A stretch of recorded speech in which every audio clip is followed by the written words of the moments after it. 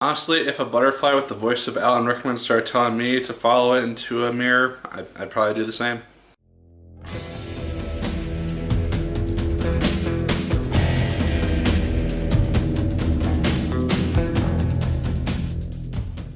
Hello once again, watchers of good movies. My name is Nick Pell, and this is once again coming from my apartment. Now today we are going to be talking about the film Alice Through the Looking Glass. Now, I admittedly have never seen the first Alice in Wonderland movie. It came out in 2010. I just never got around to seeing it. I had very little interest in seeing it, honestly. I never heard good things about it. It made over $1 billion though, so that was something. And this is the sequel, 6 years later. Generally, these things don't really pan out that well. Was this one the exception? Let's find out. Mia Wasikowska, I have no idea if I'm saying your last name correctly. I apologize if I'm not. She returns as Alice in this movie, and I loved the opening for this movie in terms of how it just introduced her character again, because she is a captain on a ship, and she is just leading this group of men, and just the things that she has to do in order to keep them alive. It's just very, very cool, and you see that the effects of her first adventure in Wonderland, and just going for the impossible, not thinking that anything is impossible. It really makes her an effective leader and just gives her that survival instinct that very little people have. And I really liked once she was back in London, I really liked how much more independent and open she was. Now, admittedly, I have actually seen like the first half hour to hour of the original movie, so I know just generally how the character was when she first started, and it's a much different parallel, honestly, and I was very surprised to see that. And I loved seeing that. She's much more outspoken. She doesn't really give a shit what anyone else thinks of her. She goes to this dance with this seemingly outrageous dress that she wore in China, which was perfectly acceptable there, not so acceptable here.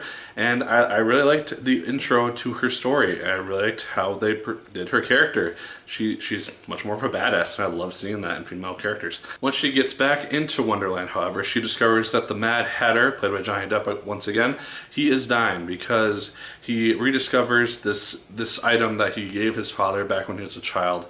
And he has this idea that his family is still alive when they were killed by the Jabberwocky in the events before the first film. Nobody believes him, and as a result, he just ends up dying. He's just depressed, doesn't want to carry on living, and just starts dying. Alice, as a result, ends up going to meet Time, played by Sacha Baron Cohen, trying to convince him to let her go back in time to save the Hatter's family, and she ends up taking matters into her own hands, and we have our movie. I wasn't expecting this to be a time travel movie whatsoever. The trailer for the movie that I saw a few times in theaters made no impression on that for me for some reason, and so I was very surprised to see that element just take such a huge focus in this movie.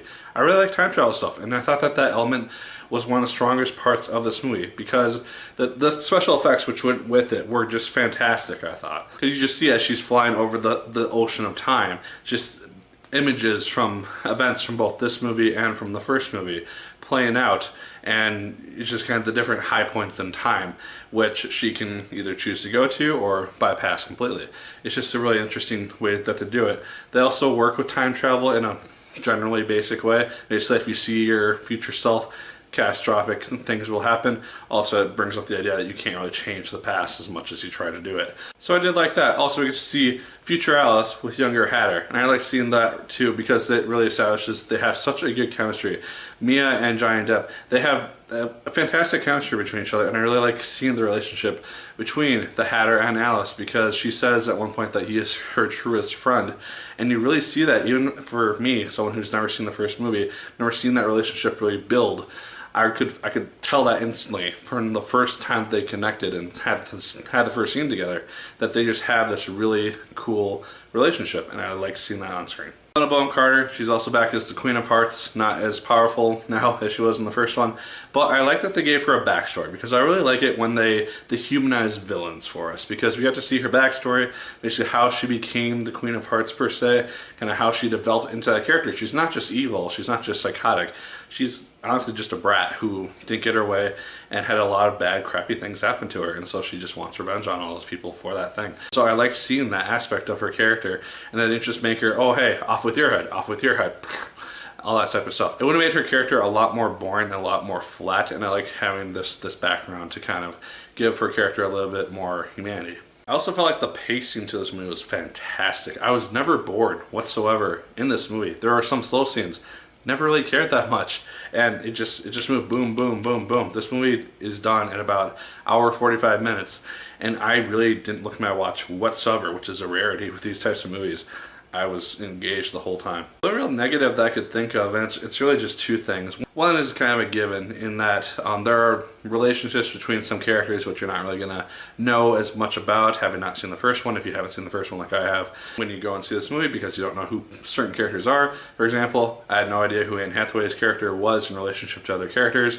It eventually gets shown, but I had no idea, and I'm sure that was revealed in the first movie. Just had no idea on my end. The last thing is kind of, it's not that big of a deal, but it's something which I personally, because I really like the dark endings and things which just like seem like it's just like they come so close to victory and then it's just snatched away. I like Game of Thrones for that reason. There is a scene where that seems to happen, where they could just like cut to credits if they really wanted to and just have this really, really dark ending and set up a very apocalyptic-esque third Wonderland movie, just bringing a whole new character, but they don't. So that was something which kind of bugged me, but I would have really appreciated it if they had gone that route, because it would have been a very, very big risk, and where I would have upset some of the general audience.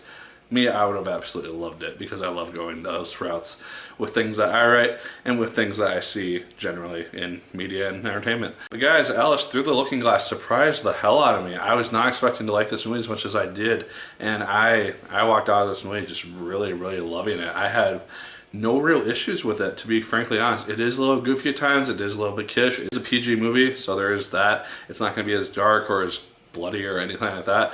But it's a very fun movie to watch. It has an engaging story, which I was fairly interested in, and I really liked how they dealt with the time travel aspects and how they dealt with all these different characters, and yeah, it just worked very, very well for me. So I definitely say go check it out if you are not seeing X-Men Apocalypse for some reason this weekend, or anything else which is out at the moment.